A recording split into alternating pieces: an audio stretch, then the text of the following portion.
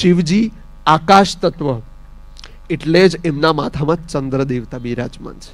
હવે આકાશ તત્વ આવ્યું એટલે સામાન્ય વાત છે, માનસિક સ્થિરતા.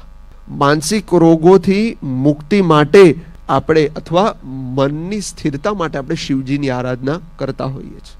શિવજીનું પણ આપણે જો સ્વરૂપ જોઈએ તો એમાં સર્પ છે, તો સર્પનો જે ઉપરનો ભાગ છે તે રાહુ અને નીચેનો ભાગ છે તે કેતુ, અને માથામાં ચંદ્રમા, આત્મામાં સૂર્ય. એ ચિંતન કરે છે શ્રી હરિ વિષ્ણુ ભગવાનનું.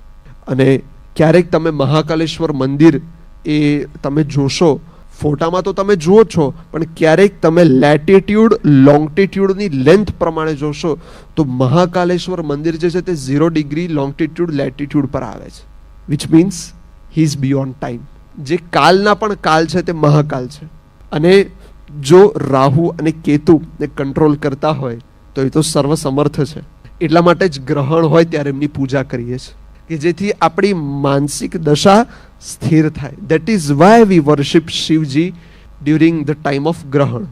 અને પાછા 3 મહાકાલ છે, એક સ્વર્ગમાં છે, પાતાલમાં છે અને એક પૃથ્વી ઉપર છે.